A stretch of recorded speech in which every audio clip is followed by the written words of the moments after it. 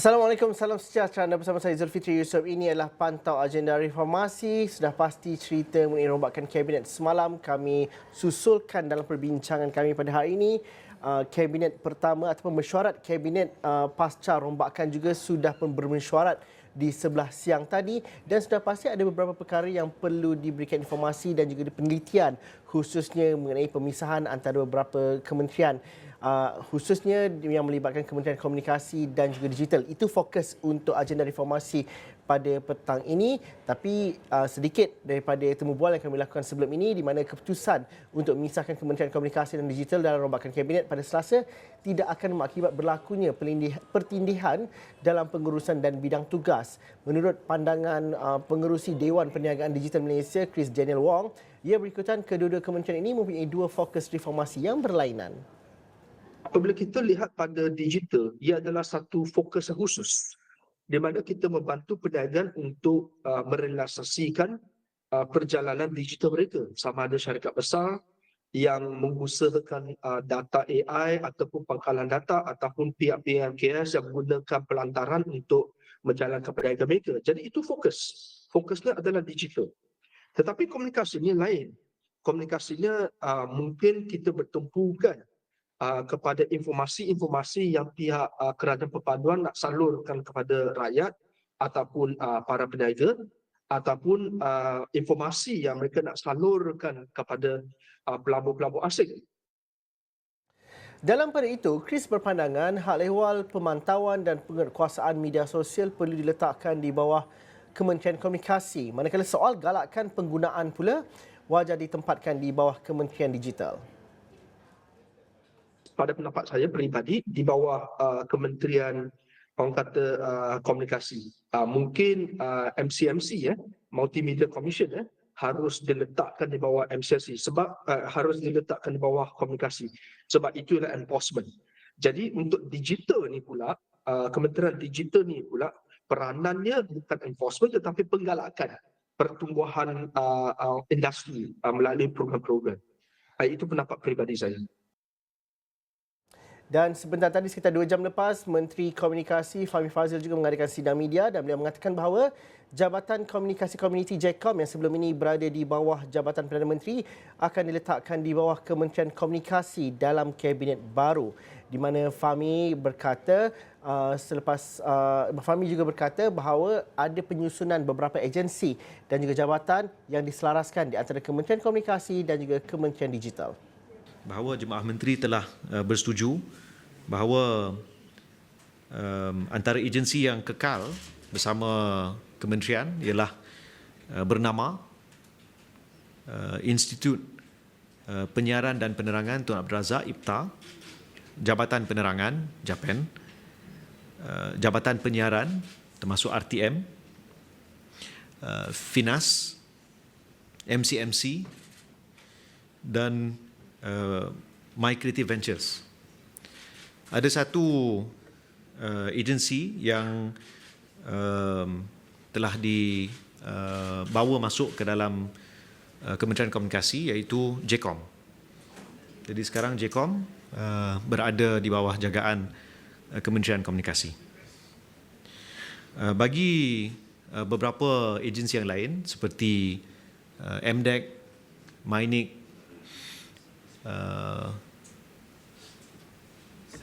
Jabatan Perlindungan Data Pribadi, ini telah dipindahkan ke Kementerian Digital. Manakala Digital Nasional Berhad masih ada perbincangan dan akan diputuskan kemudian. Mari kita bercerita apakah yang perlu ada dalam kad laporan Kementerian Digital. Bagaimanakah kementerian yang baru diwujudkan ini, serpihan daripada KKD, perlu melihat kepada pelaksanaan dan juga kerangka yang lebih jelas dalam agenda dan juga dasar digitalisasi negara. Saya bersama dengan wakil industri, pengasas Stratotech, iaitu Reza Razali. Terima kasih Reza. Assalamualaikum, selamat petang. Terima kasih kerana sudi bersama kami dalam pantau agenda reformasi. Reaksi pertama Reza apabila ada pemisahan di antara dua kementerian itu, dan walaupun perinciannya tidak kita ketahui lagi, tapi sebagai seorang pemain industri, apa yang perlu ada dalam Kementerian Digital itu? Happy to hear that Awani nak dengar I membebel petang ni. So itulah, I think what's exciting is kita perlu tahu kan, the digital economy contributed about 25% of Malaysia GDP, so close to 250 billion kan, a year. So I think it's about time we have someone dengan ministry that focuses on a digital agenda, as what the Menteri Komunikasi shared just now. Some agency like MDEC and Mining would move to this new ministry, and that would make it very, very exciting, because I think agensi-agensi yang lebih dekat dengan digital seperti Mining and MDEC ni, these are always agency yang a bit more forward-looking kan, compared to a lot of other agencies before this. So I look forward of how MDEC would be empowered moving forward lah, if they are one of the major agency dalam Kementerian Digital ni. Tapi Fahmi, Reza, kalau kita lihat juga ada beberapa perkara yang kita ingin melihat dasar kerajaan satu perkara, meletakkan agensi-agensi tertentu juga kadang-kadang ada overlapping di antara kementerian-kementerian lain, khususnya ada juga yang diletakkan di bawah Kementerian Mesti, ada juga yang melibatkan ekonomi dan sebagainya. Tapi sebagai pemain industri, apa yang trendnya, apa yang kita perlu fahami hala tujunya, kerana kita tidak boleh meninggikan kepada struktur dan juga struktur dalam kerajaan itu semata-mata dalam polisi, tetapi dalam hal teknologi, hal digitalisasi ini sentiasa berkembang cepat dan itu semua tidak linear dan itu berlaku dengan cara mereka sendiri. Adakah kita melihat kementerian dan juga penstrukturan ini perlu difleksibelkan seperti mana nature of digitalisasi itu sendiri? I think kita kena tengok apa dia wish list from the people kan. I think pemain industri sebagai seperti saya, our wish would be to see a comeback of MSC status in which tax incentive is available if you explore in frontier technology kan, enforcement of the MSC Bill of Guarantee to what it was before kan. I think that was what a lot of the industry player wanted to look at, and because but if you look at apa yang rakyat nak, I think they all, when they talk about digital, we all look at how broad is the power of this digital ministry kan. Would they be helping and enforcing of a better digital policy, a better cyber security policy untuk kementerian? Itu sangat penting kan. I think because the annoyance is dengan banyaknya data-data yang bocor sekarang ni, it annoy our life kan directly. We have a scammer calling us, we have people having our data, able to manipulate and doing a lot of things with it. So I think the move come at the right time, tapi different player at a different level is hoping for a different thing. As sebagai seorang rakyat Malaysia, saya berharap kita dapat streamline how the My Digital ID ni, how can it enable us to offer better service delivery kepada rakyat kan, dengan cara yang dengan lebih menjaga dan menghormati data privasi rakyat. Dan sebagai pemain industri yang dalam industri digital, saya nak lihatlah kan polisi-polisi yang probably bagaimana ia boleh membantu, let's say yang pentingnya mungkin golongan muda, golongan-golongan graduan, golongan-golongan peniaga yang nak find business growth. What kind of policy would be impactful to them? So we await and we look forward lah for what's coming from the digital ministry. Apa masalah asas yang perlu diatasi pada ketika ini? Kalau YB Gobin masuk dalam masa 3, ya, ini mungkin selalu orang berkatakan apakah KPI yang kita letakkan dalam 3 bulan pertama? Masalah low hanging fruit yang ada yang perlu diselesaikan. I think banyak kan. I think there is a lot of low hanging fruit that could be addressed. Tapi the scope of digitalization ni, kerana digital industry ni contribute to about 25% of our GDP, macam mana this economic engine ni YB Gobin nak perbesarkan kepada rakyat kan. I think Malaysia has done well the last 27 years of MSc since 1998, I think we have done okay. Kan? I think there has been a lot of initiative that was put in through. Even for me, I've been in the industry for about 16 years. I've been a beneficiary of the various digital initiative. Of course, they are pain. Tapi kalau kita look at creating Malaysia punya digital champion, I think that's the key thing. Because if you create new economic engine from Malaysia digital economic player, this is the only way you can address indirectly issue creation of high value jobs, kan, in which the MSc has been trying to do for the last 25 tahun lebih kurang, kan. So bagi saya, aspirasi saya dah tua, kan, rambut pun dah uban. So aspirasi saya, apa dia the next cohort of digital player yang kita boleh bina di Malaysia ni. I think we have done animation quite well. We have the likes of Animonstar, OpenEP. Ni semua start because the government were spending a lot of money back in 2007, 2008 in funding these companies. Yeah, I think that's why now kita banyak Didi and Friends, Les Copa, Agent Ali dan sebagainya. Ini tak berlaku tanpa investment. Tapi investment untuk create new digital player for the last 10 years mungkin, kan. I think that has been quite lacking.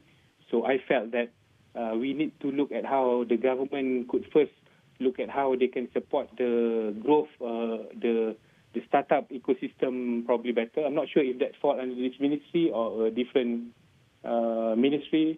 And then focus at how policy yang boleh membantu company ini daripada development stage, and second stage mungkin untuk growth, dan third untuk sustainability. Because kalau kita tengok sekarang ni, kita banyak bercerita tentang company startup yang list company di luar negara dan sebagainya, tapi their business model sustainable for the to help us grow our economic pie. I think that's a lot more. Itulah ya, I think the bagi saya the tema tu, kita kena tengok bagaimana industri digital ni boleh kita grow secara sustainable, kan. I think the landscape has changed compared to 20 years ago. We have learned a lot. We have done a lot. I think the minister would relook at a lot of initiative and decide kalau inisiatif ni masih diperlukan, so they should move forward. Jadi kalau tak diperlukan, just probably cut the losses and focus on what could really grow our digital economic engine. I feel that is important because Alhamdulillah, I think I have benefited from a lot of program that MDEC has done over the years. I think that they have some of the best people in the industry. So if they are the main agency of the digital ministry, I'm excited to see how they could redrive this digital agenda forward.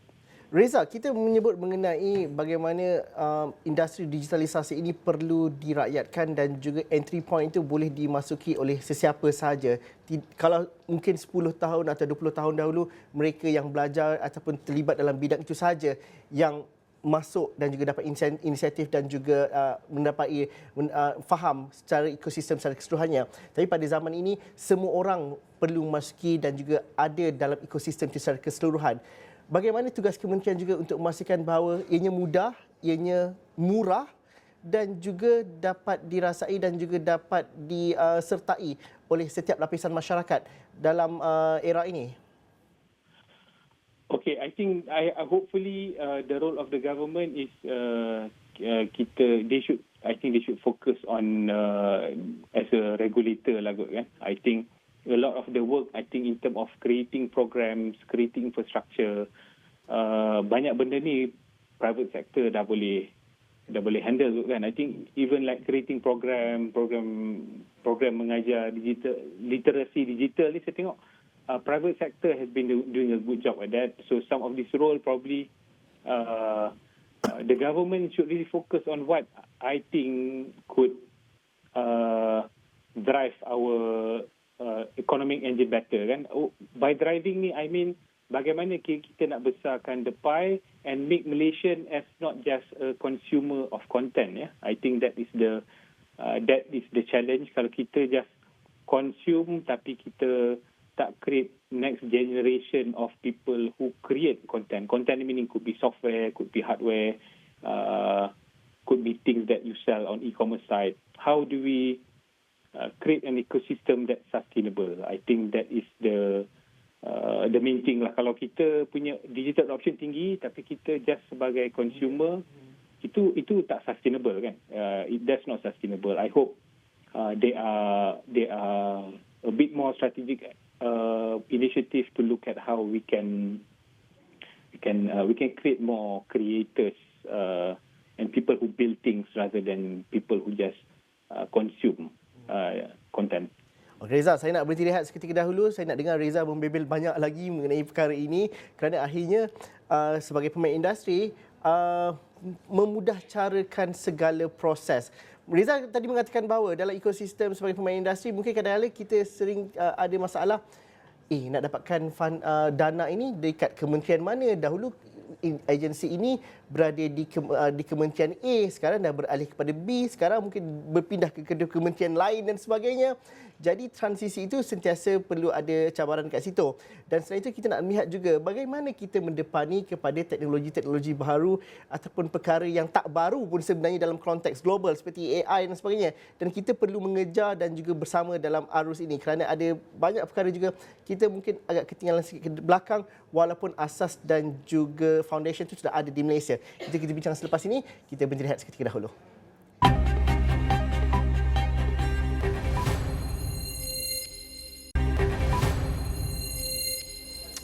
Betul lagi kita dalam pantau agenda reformasi, kita bercerita mengenai apa yang perlu ada ataupun tanggungjawab yang bakal digalas oleh Kementerian Digital selepas rombakan kabinet yang diumumkan oleh Perdana Menteri semalam. Saya bersama dengan Reza Razali, pengasas Stratetek. Terima kasih Reza kerana sudi bersama dengan kami.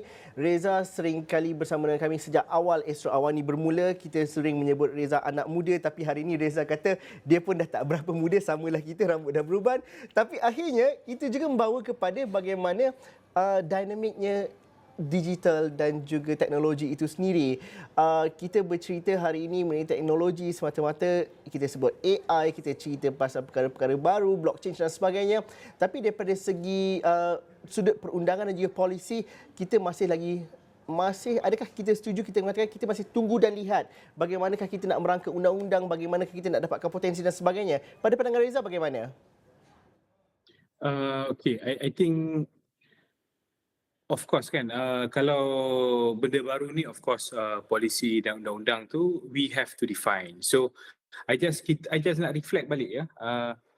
As a country, kita in Malaysia ni we are the first country in the world that implemented a biometric passport in 1998 kan. In fact that was patented in year 2000. So for the longest time in Malaysia ni kita are the only country in the world where you nak pergi keluar negara, you letak pasport kat autogate and then you keluar dan you balik pun sama. And we had that for the longest time, for the last 25 years or so. Tapi polisi-polisi sebegini, unfortunately, bila negara lain sekarang, pasport foreigner pun dah boleh masuk. You can just use your passport to enter a country. I think kita masih tak allow that to happen. I think recently kita allow 10 negara untuk masuk Malaysia menggunakan biometric passport. So kita ada masalah kat situ. Kita ni kat Malaysia ni we were always ahead in term of policy, in term of blueprint, in term of idea.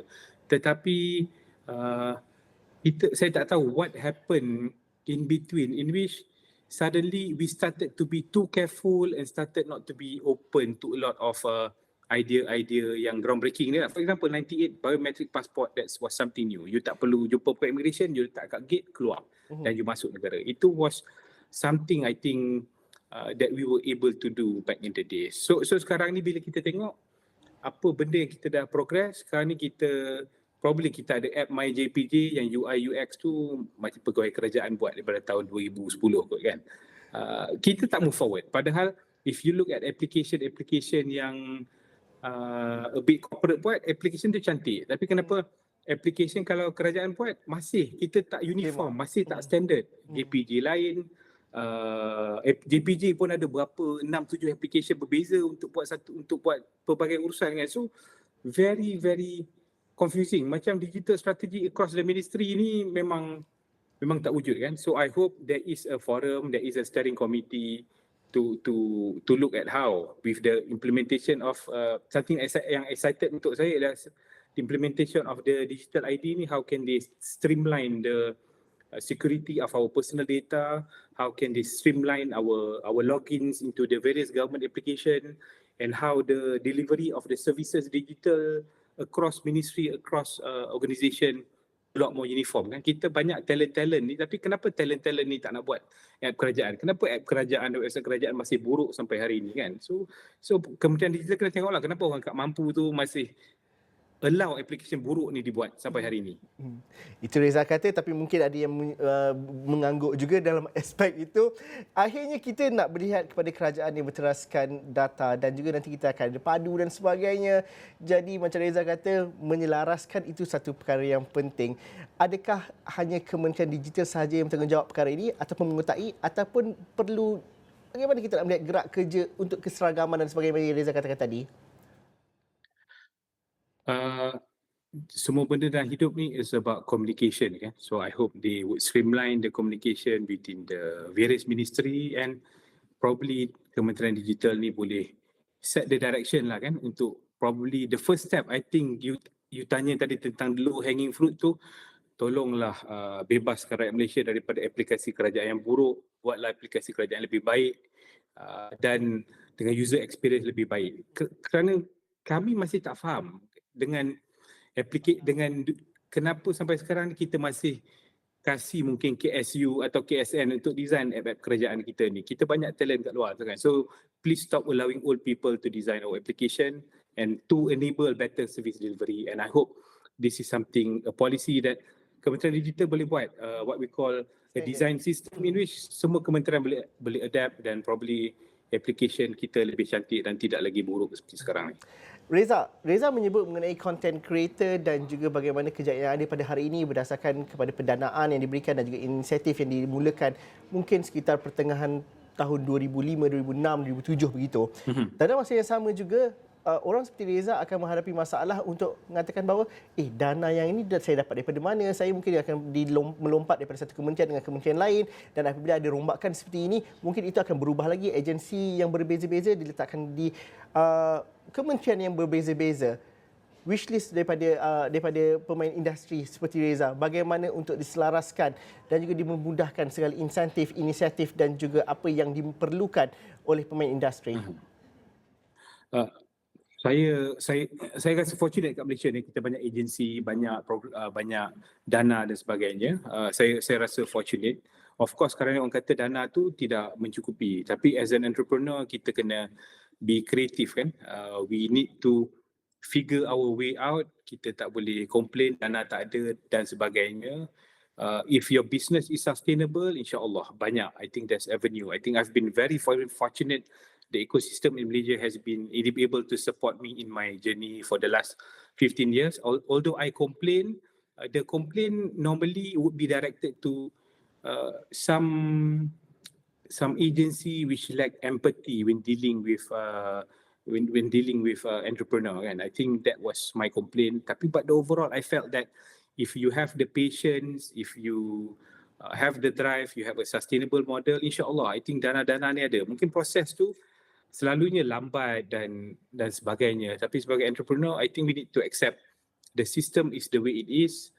It is very, very hard for the system to change just for you. So as an entrepreneur, kita kena adapt and plan ahead for whatever fund we want. And of course, I don't think the consolidation of all this fund will happen. Probably there are reasons for that. Tapi I also believe that there are enough fund that is out there. If the entrepreneur is pragmatic, there are numerous ways you can get the loan or VC funding dan sebagainya, masih ada in the ecosystem. I'm very, very thankful for all the support. Sometimes it disappoint you, tapi it's part of the journey as an entrepreneur. Reza, akhirnya kita ada rakyat Malaysia ada persepsi bahawa kementerian mana yang lebih utama, lebih kanan, lebih besar berbanding dengan kementerian-kementerian tertentu. Kalau kita mengambil kepada Kementerian Multimedia atau Digital yang kita kenali lebih 20 tahun dahulu, kita menganggap bahawa ini adalah kementerian sampingan untuk inisiatif tertentu. Tapi dalam konteks hari ini, apabila digitalisasi dan juga teknologi itu adalah perkara yang paling utama, bagaimana kita mahu melihat ada persepsi itu berubah daripada cari kerja dan juga cara rakyat melihat kementerian itu sendiri. Seperti Kementerian Digital ini. Ini adalah kementerian yang utama yang perlu diberikan pengupayaan dari segi dana dan juga empowerment untuk sampai kepada rakyat. Tak lagi dalam konvensional dulu kementerian-kementerian tertentu je yang paling kanan berbanding dengan kementerian ini. Bagaimana dalam konteks hari ini kita nak menuju ke hadapan, digitalisasi adalah benda yang pertama dan juga bagaimana ini perlu diberikan penekanan dan juga keutamaan berbanding yang lain-lain.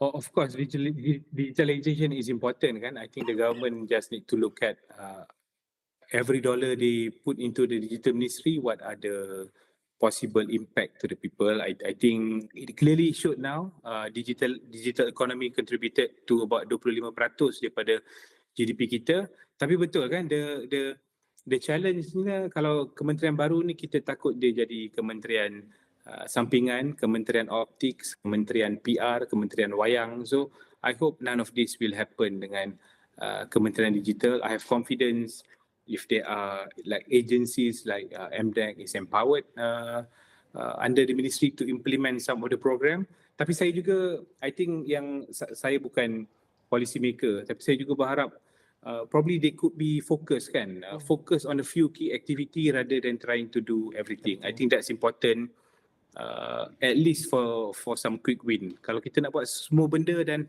resources yang satu benda yang saya sedar sekarang ni, kalau kita announce budget 10 juta sana, 5 juta sini, 10 juta dan 5 juta will not make an impact to a program kan. So kita kena consolidate bagaimana Upin Ipin dan Eddie Monster dan Ejen Ali ni created ni, government letak ratusan juta over a few years. That's why we have now this champion. And even I was a beneficiary of the program called the MDEC Pre-Seed. Government letak ratusan juta untuk lahirkan usahawan pada tahun 2007-2008. Adalah impact. Sekarang ni kalau you letak 5 juta sana, 10 juta sini, impact tu memang clearly memang tak ada lah kan. You boleh buat program, boleh buat event mega 2-3 juta habis, that's it. What's the impact to the people on the ground?